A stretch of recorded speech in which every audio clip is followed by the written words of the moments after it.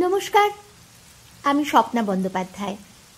আজ আপনাদের শোনাব কবি শঙ্খ ঘোষের কবিতা তাই এত শুকনো হয়ে আছো।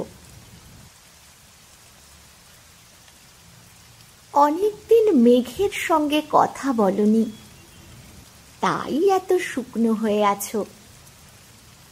এসো, তোমার মুখ মুছিয়ে দিই। সকলেই শিল্প খোঁজে, রূপ খোঁজে, আমাদের শিল্পরূপে কাজ নেই। আমরা এখানে বসে দু একটি মুহূর্তের শস্য ফলনের কথা বলি। এখন কেমন আছো?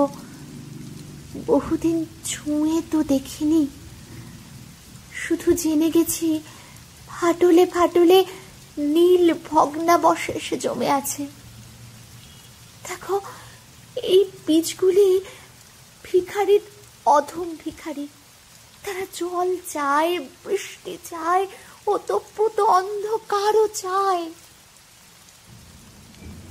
তুমিও চেয়েছো ট্রামে ফিরে আসবার আগে।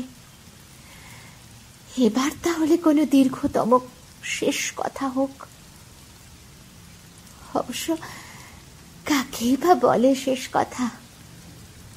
শুধু দৃষ্টি পেলে সমস্ত শরীর গলে ঝরে যায় মাটির উপরে, আর ভিখারিরও কাতরতা ফেটে যায় শস্যের দানায়।